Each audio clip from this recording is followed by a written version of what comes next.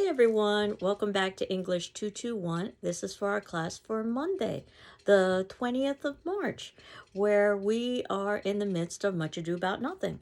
As you know, last week we had spring break, so I hope you had a good spring break. And I left you in spring break with finishing up the viewing of the Kenneth Branagh Midsummer, or A Much Ado About Nothing. Sorry about that. And as you know, this was a Hollywood production as opposed to watching Midsummer Night's Dream performed in the Globe Theater. So there are different considerations when you're doing a Hollywood production. You're trying to gear it towards a general audience. I can tell you that I first saw this production in the theater and it was very well attended. I think Kenneth Branagh is quite skilled at being able to make entertaining what is oftentimes complex and difficult. As many of you noted in your discussion forum questions, the chemistry between Benedict and Beatrice, or the two actors, Kenneth Branagh and Emma Thompson, is undeniable. They were married at the time in which this was filmed. Unfortunately, they went through a rather bitter divorce afterwards, but that's another story for another day. And using A-list actors never hurts in terms of getting audience members interested in a film, though I had admitted to several of you that I've always thought that Keanu Reeves was miscast as Don John, the villain. And that's not to say I'm not a fan of Keanu Reeves, very much so. I am very pleased, though, that they didn't fall into the stereotype of casting the villain as Denzel Washington, who is obviously a black actor. Instead, they cast him as Don Pedro. And I think that one of the things that we can see from this play is that it deals with many of the same themes and issues that we talked about with A Midsummer Night's Dream. But it's a play very much set in reality. And one of the advantages of being able to film in Hollywood is that you can go off of the stage. And the lush landscapes and just the beautiful cinematography is probably also one of the reasons why this film was so successful. But I wanted, before I get into actually talking about Much Ado About Nothing, to direct your attention to some upcoming due dates. As I had indicated, I've given a little bit of an extension for journal number 3 that'll now be due on the 22nd, which is Wednesday, because by that point I would have put closure onto the play as a whole. That'll be due at 11:59 p.m. via PDF to my email, as usual, Ruiz, R-U-I-Z, at gcc.mass.edu. Hence, I've also given an extension for the first paper, which will likely be about comedies, whether it be about Midsummer Night's Dream or Much Ado About Nothing. That said, you do have the option of perhaps addressing the sonnets, but talking about the sonnets is a very different sort of exercise than talking about drama. So the paper now, our due date is the 3rd of April, which is a Monday, also 11:59 p.m. via PDF to Ruiz, R-U-I-Z, at gcc.mass.edu. As you know, unlike the journals, which are evaluated informally on a checkmark system, and I view them as a conversation on paper. I don't even evaluate them for grammar or mechanics. The academic paper is quite different. I was suggesting a 4 to 5 page paper, but as long or as short as it needs to be for you to defend your particular thesis, and that you will be evaluated for grammar and mechanics as well as for content. And I will review your paper and put commentary on it and return that back to you, much like I've done with the journals. But you would all have the option of revising that first paper for a higher grade, if you so elect to do so. You just need to take my comments into account. Certainly, you can make an appointment with me and we could discuss further. And I just ask that when you submit in your revision, you also submit in the original with my comments so that I can compare and contrast the two. You would have until the ending of the semester to do that, but the earlier the better for everybody involved. And now that we're in the second half of this semester, we can move a little bit more quickly now that we have some familiarity with Shakespeare and also with Shakespeare's language. So After we put closure onto the comedies, we go on to Shakespeare's next genre. That happens to be the history plays. So I wanted to talk a little bit about the history plays. And the history play we will be watching and discussing is Richard II, which is the first in the chronology of his history plays. And I wanted to talk about, in terms of performance, the BBC. There are many different kinds of performances, as you've probably already gathered, that we could view for any of these plays. But the BBC project was particularly interesting because they try to be as accurate to the text as possible when they were doing productions of Shakespeare's works. And in fact, they did productions of all of Shakespeare's plays. And luckily, the GCC library has streaming access to all of that. So, because the history plays tend to be rather complex, I wanted us to have a version that was as close as possible to the text itself. And that said, I think that after we get through Richard II, you'll find that the tragedies, which is what we move into next, although they might have more depth and complexity thematically, you will probably find them to be an easier read and an easier view just because, if nothing else, the experience that you've accumulated over the course of the semester with Renaissance language. But without jumping ahead too much, I wanted to talk about Much Ado About Nothing. And of course, it's a wonderful title, Much Ado About Nothing, because it is much ado about nothing. Nothing was close to noting, and obviously this is a play about noting. There's also some sexual punning going on here, because nothing could also be a sexual reference, or noting could be a sexual reference. And obviously virginity is hugely important in the understanding of this particular play, much like it was addressed, at least in a general way, with A Midsummer Night's Dream. But this helps to forward what's supposed to be the main plot. As many of you had indicated, that Hero and Claudio are supposed to be our primary couple. However, they're rather flat and boring compared to the interesting Benedict and Beatrice. I don't think it's any mistake that Kenneth Branagh, as a director and as an actor, deliberately gave himself the role of Benedict and his wife, Beatrice. That said, it's not easy to direct yourself when you're an actor, and I think personally, when I watched the Branagh version, that he could have benefited from a director that might ask him to perhaps tamper down some of the performances. Don John, as I had stated earlier, comes off as rather heavy-handed to me, especially with the music to sort of reinforce that. The scenes on the swing and with Beatrice celebrating Benedict's love and Benedict running through fountains, again, to me seems a bit excessive, but for a Hollywood audience that may not be familiar with this play or may not have even heard of this play, let alone read it, it does, I think, illustrate the fact that there is a joyousness when both of these individuals are able to admit their love to one another. In fact, this play oftentimes reminds me of junior high school romances, where it's very difficult for a budding couple to admit their affection for one another, so they deny it. Or at least this was my junior high school. Maybe now this is more indicative of elementary school. I don't know how things have progressed over time. But I can say that the more denial that we hear from Benedict and Beatrice, the more obvious it is to everybody that obviously they are interested in one another. And of course, part of the fun of the play is getting them to admit to one another that they care about one another. The play begins, and you can see this in the notes below, with the men returning back from war. So this is an exciting time because now there's the possibility of romance now that the men are returning. And I would suggest they're coming to a new war. They're going to a war of words rather than a war of weapons, which is what they were engaged in before. In fact, words can become weapons. Beatrice even says that at one point, that words are like poniards. And we know that Hero and Claudio are a possible couple, but Beatrice and Benedict is the couple that we really want to know about.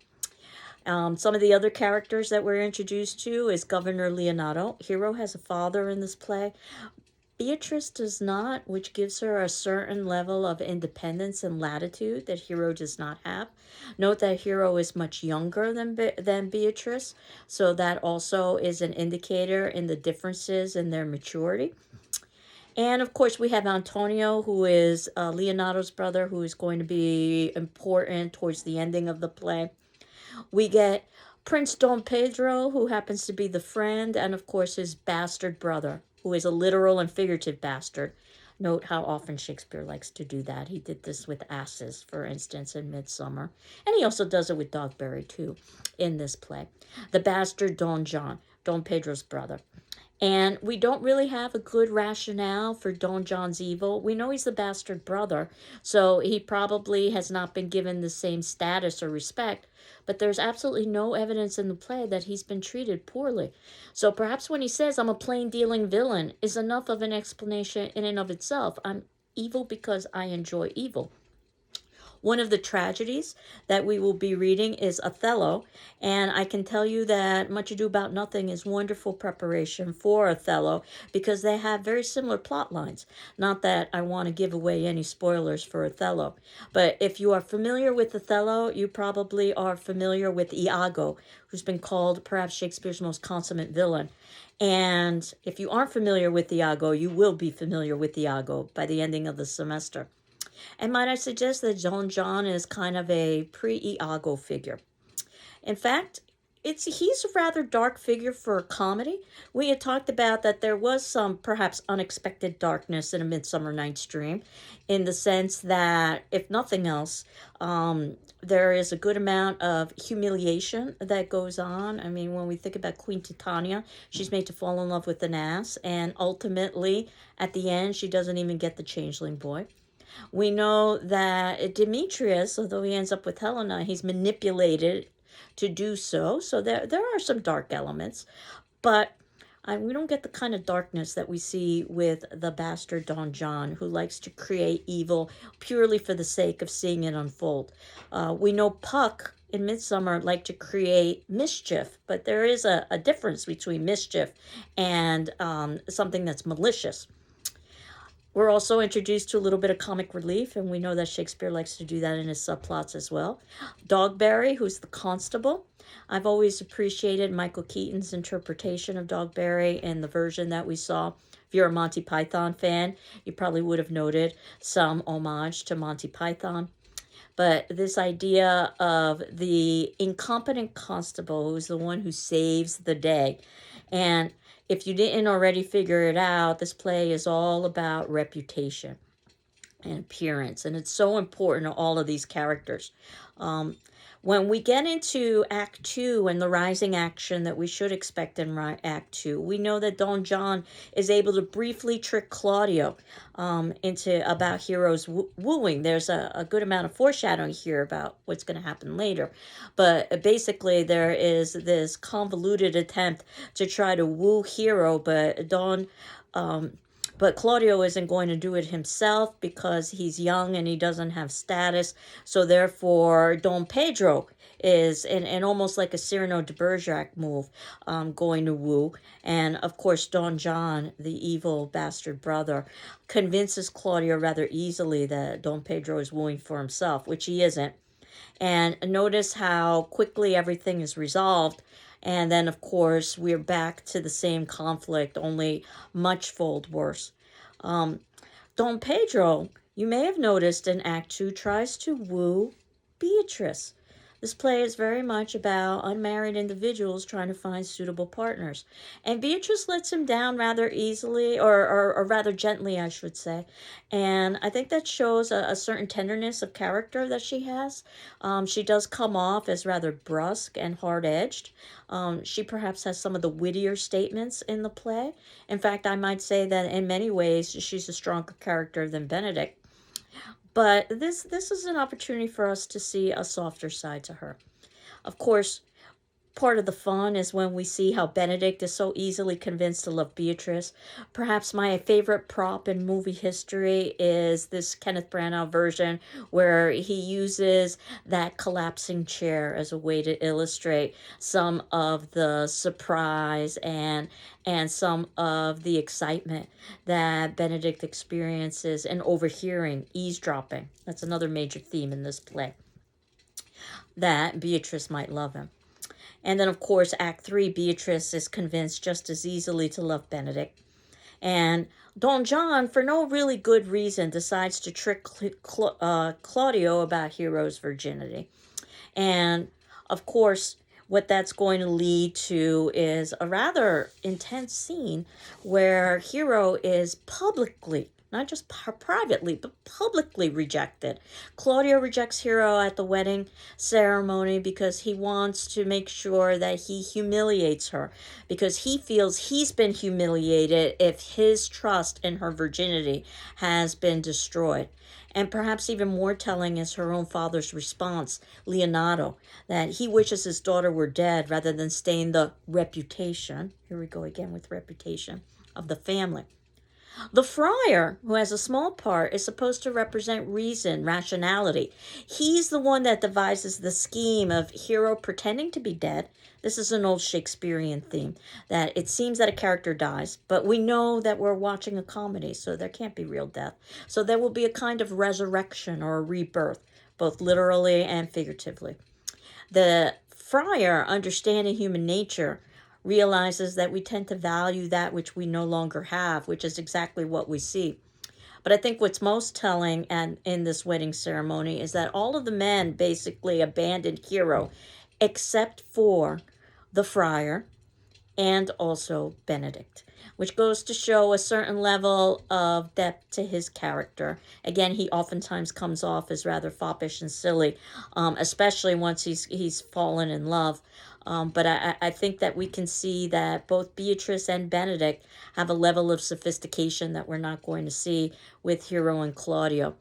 And then, of course, Beatrice is able to convince Benedict to kill Claudio in avenging Hero. This gives Beatrice the opportunity to talk about some of the limitations associated with her gender, that she can't take action herself. And it also shows a certain level of strength on Beatrice's part, that she's able to manipulate Benedict. Manipulate might be a little bit of a strong word. Convince? But somewhere between convince and manipulate Benedict to take action for her, because in theory she can't take action for herself. And then, of course, we have our fifth act, which is where we are expecting resolution. This is where Benedict threatens Claudio, but we know as a comedy that we need to have resolution, so there isn't going to be any bloodshed. This is where Dogberry, of all people, exposes Hero's innocence, the incompetent constable. Notice how often Dogberry is concerned with his reputation, that he appear to be competent, even though we know he's not.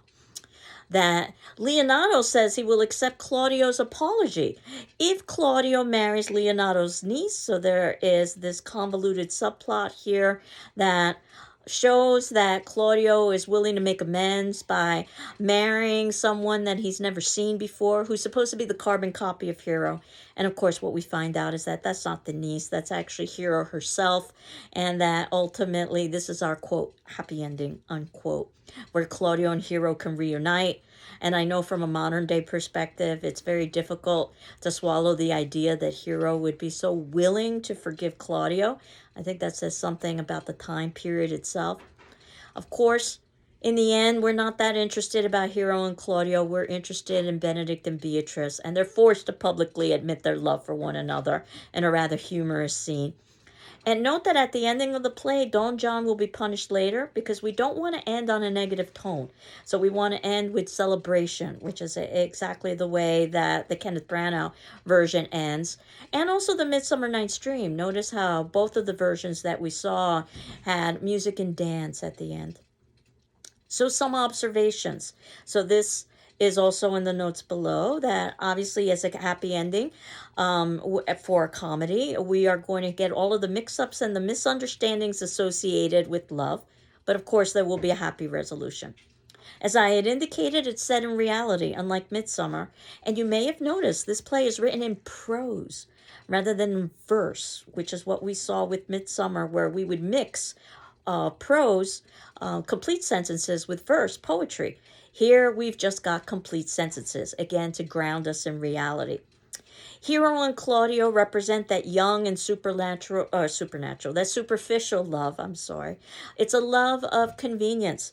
Claudio indicates in his speech when he's trying to get Benedict's approval. That also, I think, is quite telling how important it is to Claudio that Benedict approves of his choice.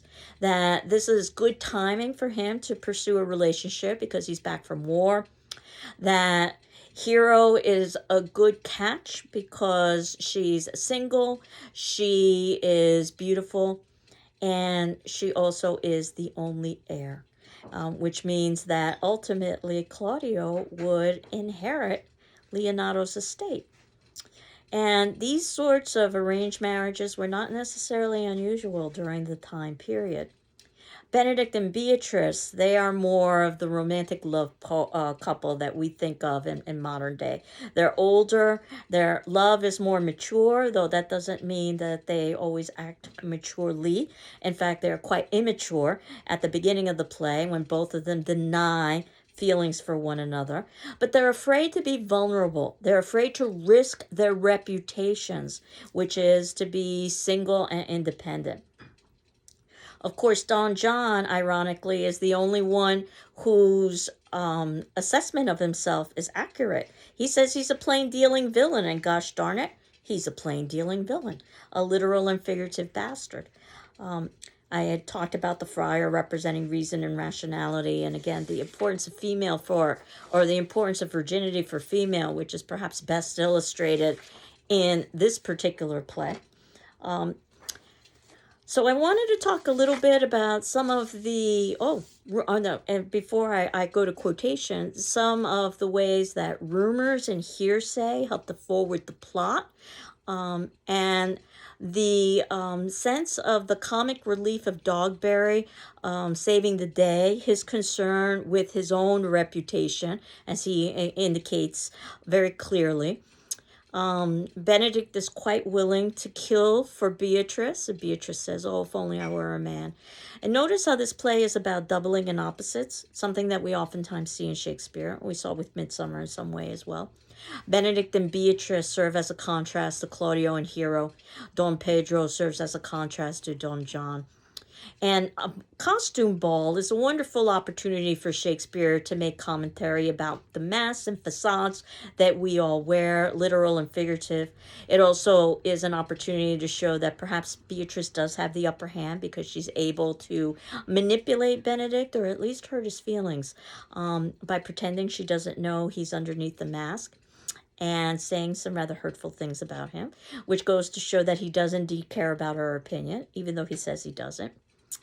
And also notice as well that when we look at some of the important quotes, and I've got them listed in our notes below, Act 1, Scene 1, line 124, Benedict declares he's a ladies' man and he loves no one.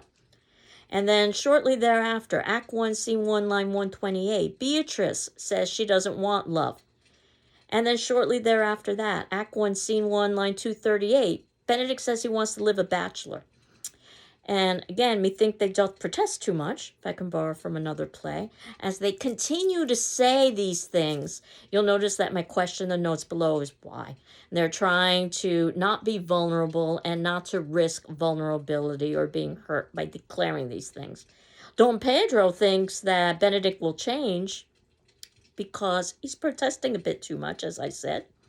Claudio talks a little bit in Act 1, Scene 1, line 296, about why it is he wanted Hero. It was good timing, and she's a good catch. And, of course, I had talked a little bit about Act 1, Scene 1, line 320, with that plot where Don Pedro was going to disguise himself as Claudio to woo Hero. I mean, and part of it is about the importance of status for wooing and relationship. Don Pedro has higher status. But also, it's just an opportunity for misunderstandings. And we know that Shakespeare has to provide us with misunderstandings and disguises, facades, and untruths, which is what we see here. Beatrice in Act 2, Scene 1, line 19 says she wants no husband. So again, you can see the theme here. Act 2, Scene 1, line 239, a very telling line. Benedict says he won't marry Beatrice. The reason why this is so telling is because nobody has ever said anything about him marrying Beatrice. He was the one that added Beatrice's name. So obviously, he's thinking about Beatrice. Of course, Act 2, Scene 2, line 33, borracho, which in Spanish, by the way, means drunk, and Don John decide to stain Hero's honor. Of course, this will help forward the plot and reinforce the idea of the importance of virginity for female, but it also illustrates, I think, as well, all of the misunderstandings that can occur in love. Claudio's love is very superficial and is easily manipulated by others. Benedict in Act 2, Scene 3, line 6 says he wants all graces in a woman. In fact, he wants so many that no woman could live up to his expectations. Again, it's much too excessive. Act 2, Scene 3, line 136, where Leonato finds the names Benedict and Beatrice written on a piece of paper. This is a piece of physical proof that there is attraction between the two. Again, I can't help but think of my own junior high school days where individuals, I don't know if they still do this or not, or students would write on their desks love relationships. And of course, at that stage, relationships are very fickle and they change from one moment to the next. But we know that Benedict is easily convinced to love Beatrice because he's loved her all along. And in fact, at one point and earlier on in the play, there's a brief reference that they have had a relationship prior. But of course, we don't get into the details of that. We just get into the details of how they're trying to find each other now. In Act 3, Scene 1, line 107, Beatrice is just as easily convinced to love Benedict because she too has feelings for him. And Claudio, sadly, is easily convinced in Act 3, Scene 2, line 117, to believe Hero's infidelity, even though he's already gone through this before with being fooled by Don John about Don Pedro wooing for himself. Dogberry, one of my favorite lines, Act 3, Scene 3, line 78. He believes that a watch should offend no one. Of course, that's the most absurd statement because this is what you have to do at a watch. You have to offend somebody.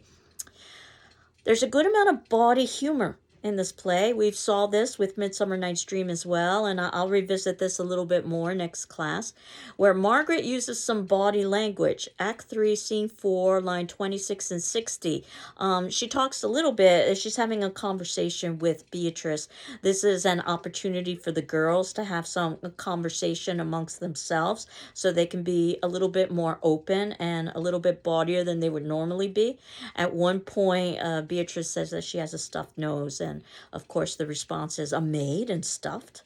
The idea is that how could you be stuffed with a man if you're a maid, if you're a virgin?